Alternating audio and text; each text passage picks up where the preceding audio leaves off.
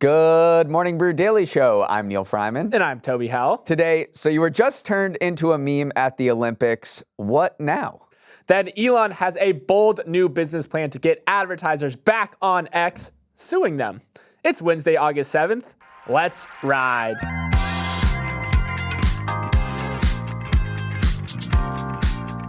Kamala Harris chose Minnesota Governor Tim Walz as her VP pick yesterday, which we'll break down a little later in the show.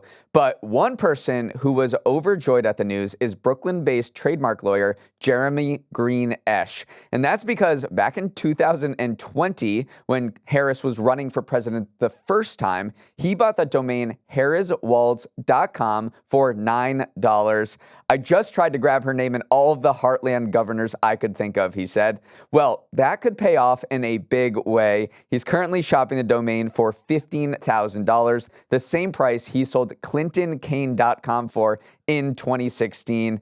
That's some 3D chess, Toby, though it's not necessarily guaranteed that the Harris-Walz campaign will actually want to buy it. Yeah, this is a real thing, though, cyber squatting, where you just get all these domains hoping that they become newsworthy or noteworthy or valuable in some way. Think of it as a very, very niche sort of investing, but I do respect the hustle, and I have to ask you, are you squatting on anything right now? Well, I can do $225 for reps right now. Oh, you mean domain? Oh, yes. Well, yes. Yesterday, I just bought BilesPommelHorseGuy.com for about $15. So maybe 20 years down the line, we'll see that pay dividends. See, I'm sitting on Howell Fryman in 2028 right now. Very, very cheap. You wouldn't believe how cheap it was.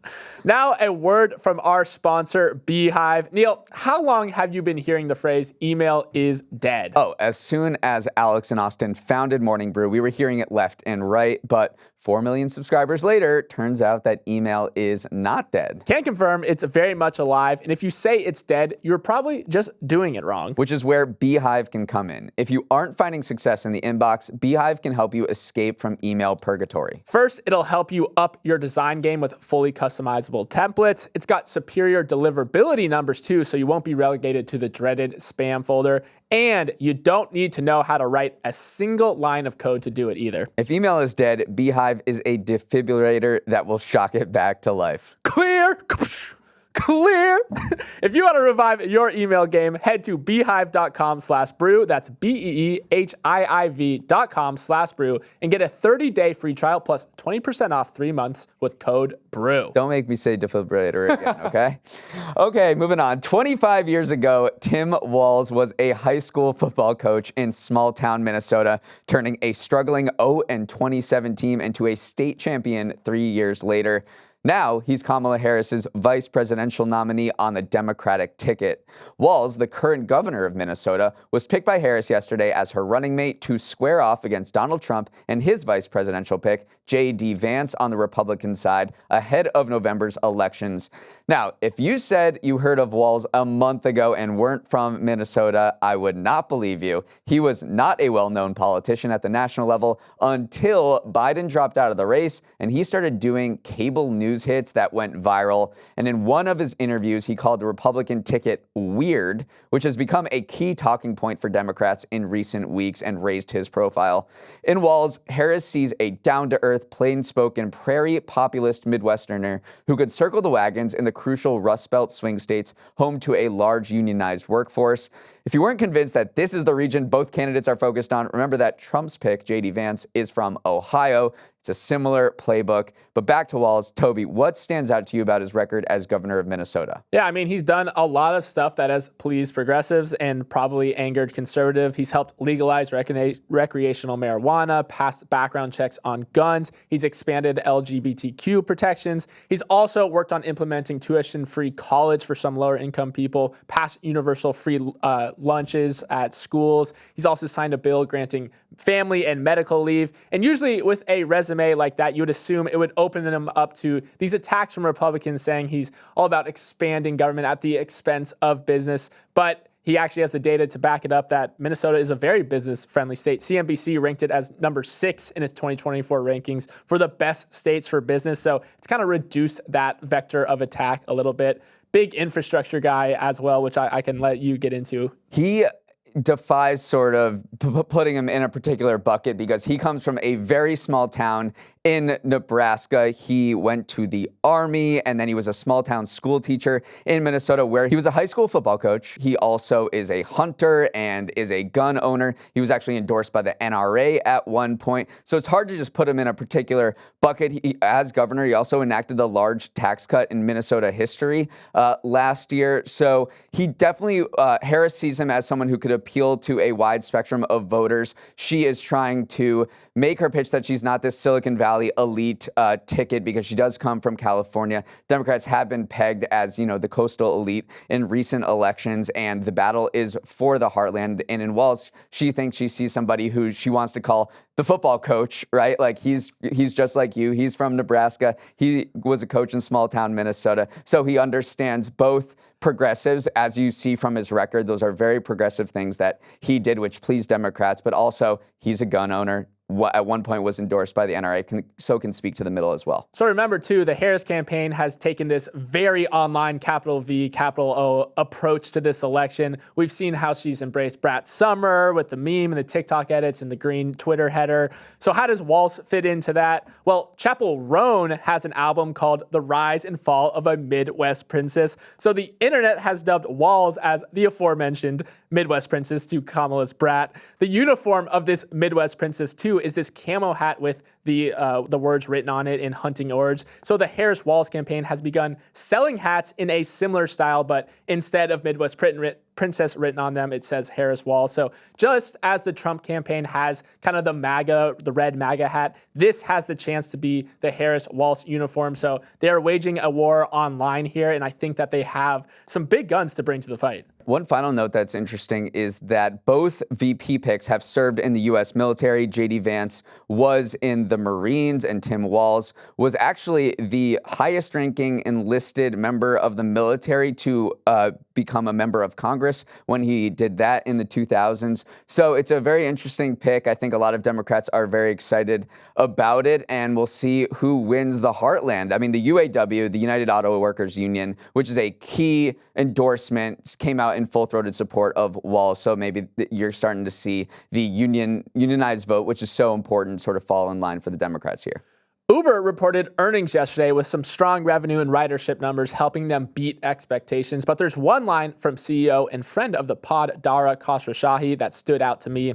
Khosrowshahi said on the earnings call that the Uber consumer has never been stronger. Not just consumer, the Uber consumer. And what does the Uber consumer entail? Well, according to Dara, they tend to be higher income, though he went on to say that Uber isn't seeing any softness or trading down across any income cohort. And therein lies a fundamental tension at the heart of the economy right now that company earning calls are revealing. Despite a shakier job market, soaring housing costs, higher utility prices, and run-down savings, consumers are still spending, but being more deliberate about it. Another example of this divide is between Chipotle and McDonald's. Chipotle has higher prices, but it's still getting customers through the door, while McDonald's has reported falling foot traffic despite being cheaper.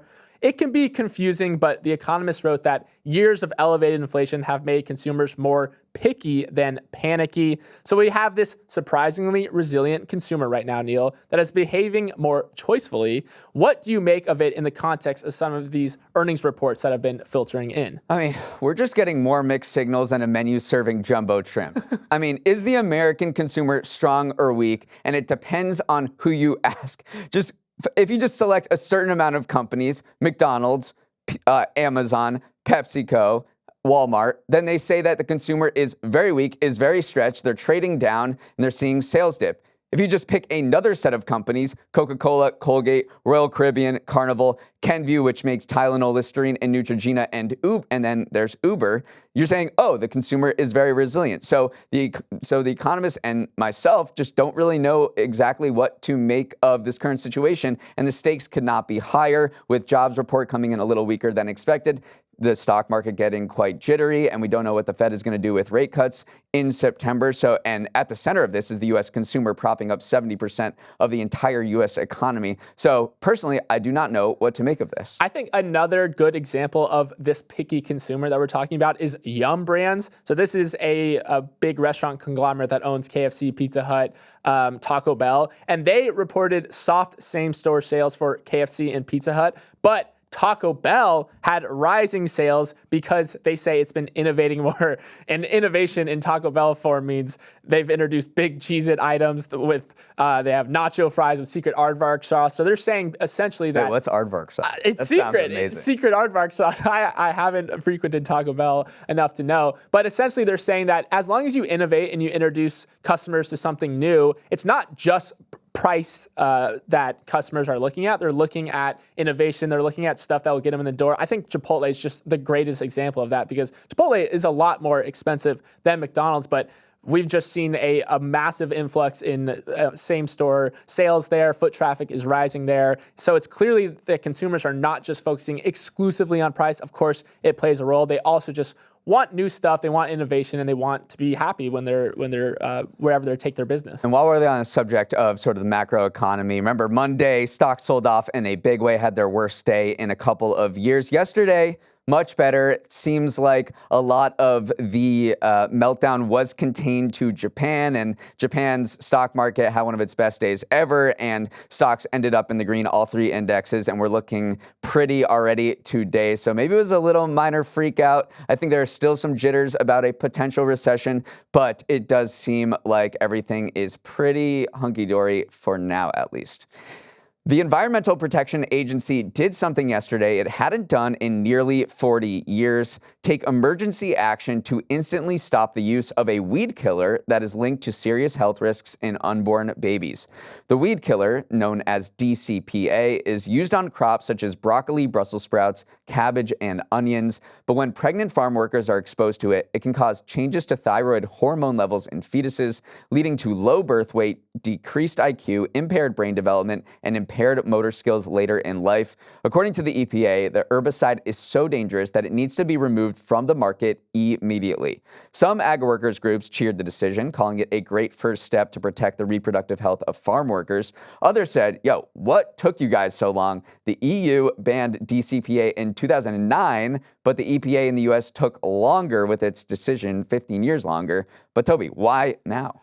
Yeah, essentially there's only one manufacturer of this pesticide, AMVAC chemical. And for years, EPA has been kind of knocking on their door saying, hey, we want more information around the health risks of this product. But the company dragged their feet, refused to turn over data. There was this study that they conducted on DCPA on development and the function of the specific thyroid problem in infants, and they never turned over the data until November 2023. So the company had tried to avoid this sort of emergency action, though. In December, they pulled all of the use on turf, which reduced the risk to golfers, actually, other athletes as well. But still, you're seeing these farm workers not getting sufficient protection. So it really was just a case of a single manufacturer doing everything in its power to not give the EPA what they needed to make this decision. But some of the data on this is a little alarming. The agency, the EPA, estimates that pregnant women handling DCPA products could be subjected to exposures 4 to 20 times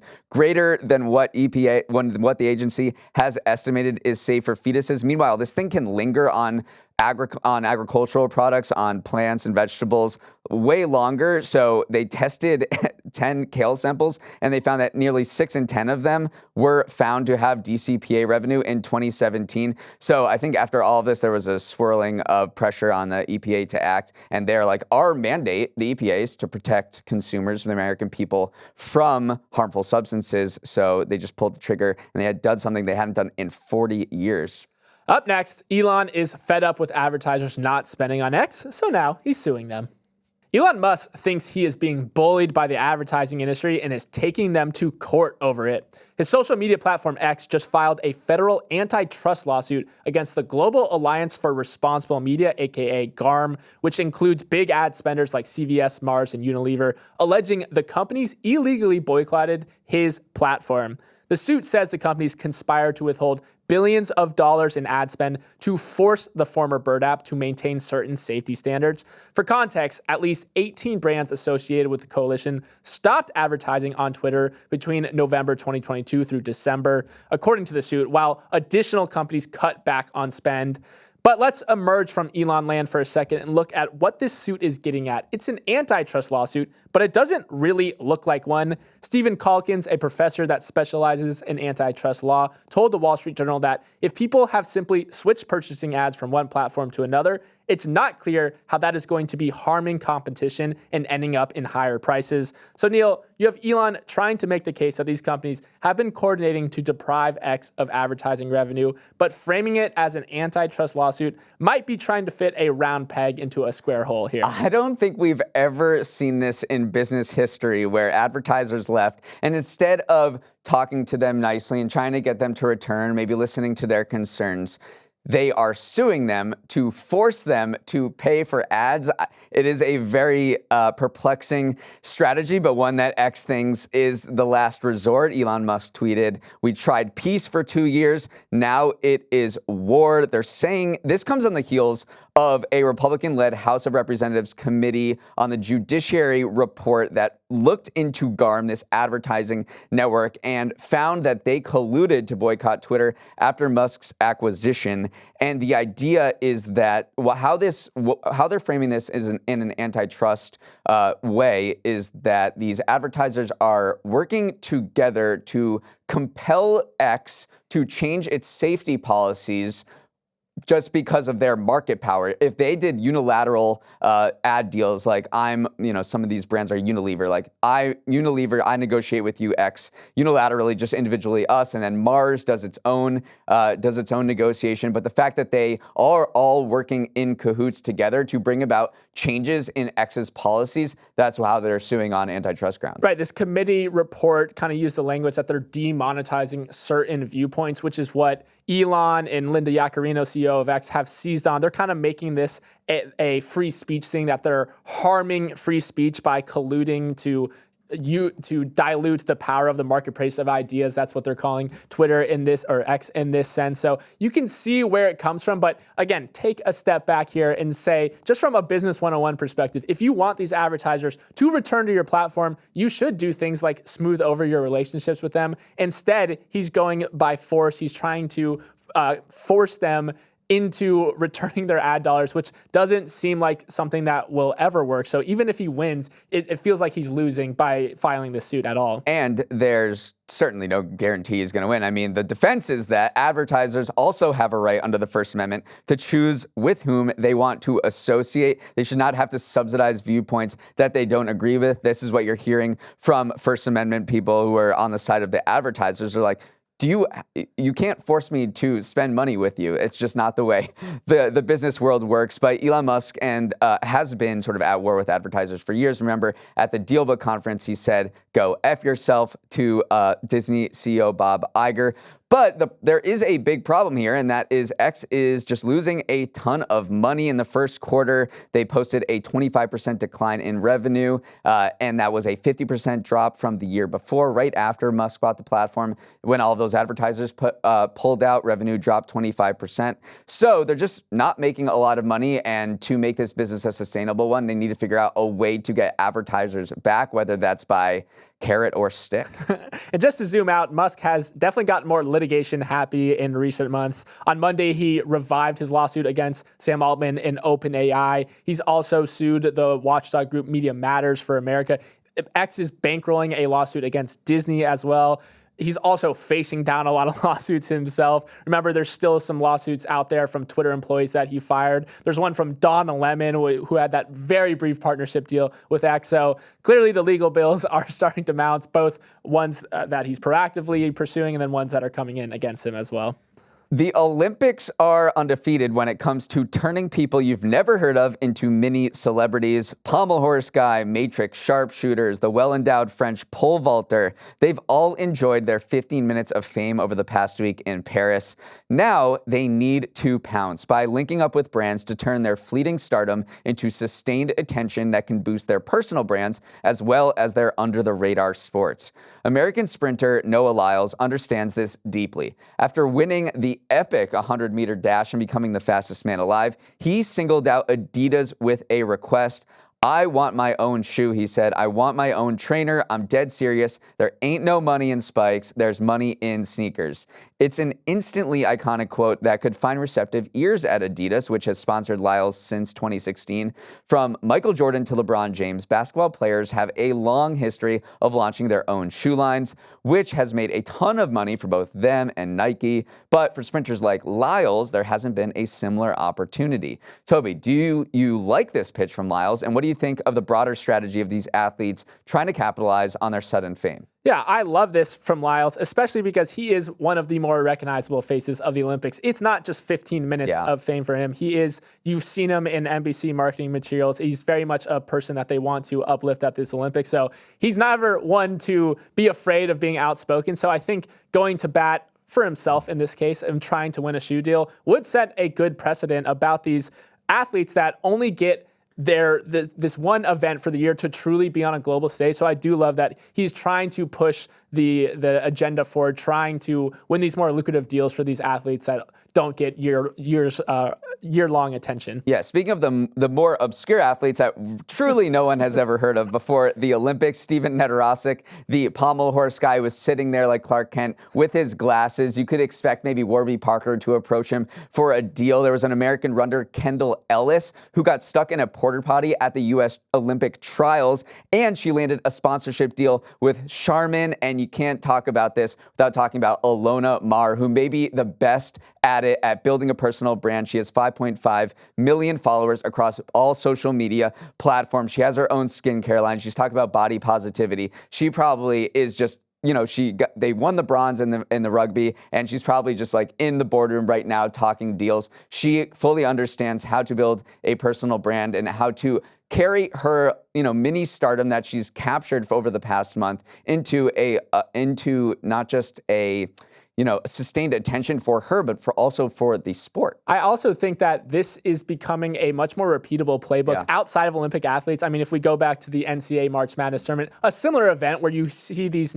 lesser-known names be elevated to a global stage. Remember, Jack Golke was the Oakland basketball player who suddenly became worldwide famous for beating Kentucky. He signed a bunch of NIL deals in the wake of this. It is something that a byproduct of internet culture now is that these lesser-known athletes can erupt into superstardom. So I'm glad we are seeing this playbook where they can cash in financially because they deserve it. They are stars. I realize this is my favorite part about the Olympics is to see these niche sports, these niche athletes that you've never heard of become even more famous or get more talked about than LeBron James or all the NBA basketball players playing on the men's basketball team, because those are global superstars. But honestly, no one's talking about them, and everyone's talking about people who are on rugby teams and are doing the pommel horse and pole vaulters. And I just was reflecting. I was like, that really is one of my favorite parts about the Olympics, that these people get their time in the spotlight, and I hope they get paid for it. When you call yourself Mr. Worldwide and Mr. 305 like the rapper Pitbull does, that comes with a certain set of expectations. You got to do big stuff, and you got to do big stuff in Miami specifically. And Pitbull knows this, which is why he bought the naming rights to the Miami-based Florida International University's football stadium, which will henceforth be known as Pitbull Stadium for the next 5 years.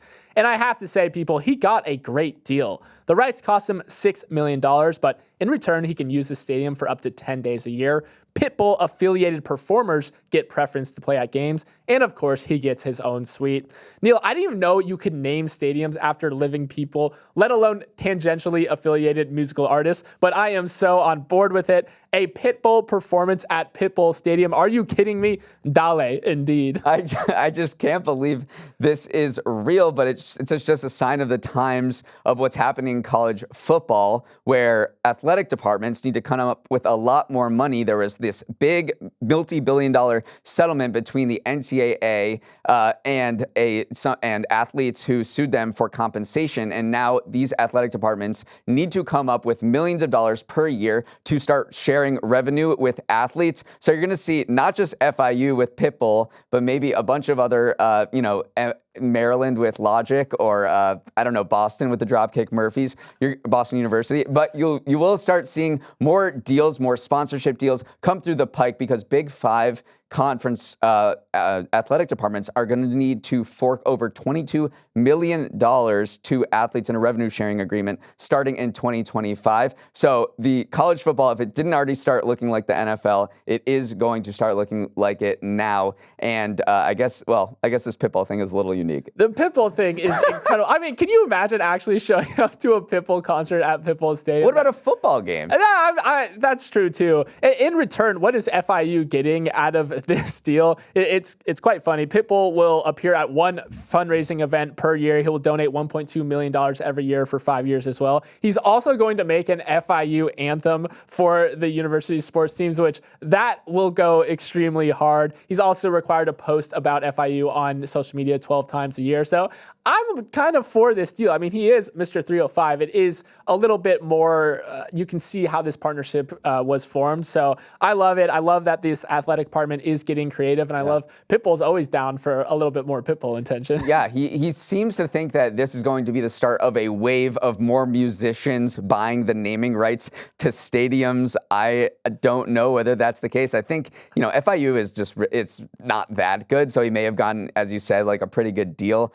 on this, but we'll see. He's so affiliated with the region. I mean, Mr. 305, like he's so proud to be part of Miami, and I don't know how many other musicians are so proud of like where they came from, and it's such a part of their identity. But for fans of major college football teams, just don't get used to your stadium just being called Ohio Stadium or Beaver Stadium, because it's going to get that sponsor soon as these schools need to pay out. I mean, Beaver Stadium in Penn State is doing a $700 million renovation right now, and the athletic director there is like, guys, I can't promise you we're going to keep it Beaver Stadium. We need to make some money here, so I might, They got bills to pay. They got bills to pay. I don't know, what's a big Pennsylvania, I'm going to leave that one to you. And then not even just Penn State, but Ohio State too, which their vaunted Ohio Stadium. The AD there also is like, I can't promise you, like we might get a sponsor for this stadium too. And I was looking at Maryland, where I went, which used to be called Bird Stadium, Capital One Field at Bird Stadium. Now it's SECU Stadium. Don't know. If I ever went to a college football game, I'm not going to one now. All right, that is all the time we have for the day. Thanks so much for listening, and have a wonderful Wednesday. For any questions, comments, general feedback, send an email to morningbrewdaily@morningbrew.com. Let's roll the credits. Emily Milliron is our executive producer. Raymond Liu is our producer. Olivia Graham is our associate producer. Ed Lewis is our technical director. Billy Menino is on audio. Intern Grant ran graphics and did a hell of a job. Hair and Makeup Stadium, coming to a college campus near you. Devin Emery is our chief content officer, and our show is a production of Morning Brew. Great show today, Neal. Let's run it back tomorrow.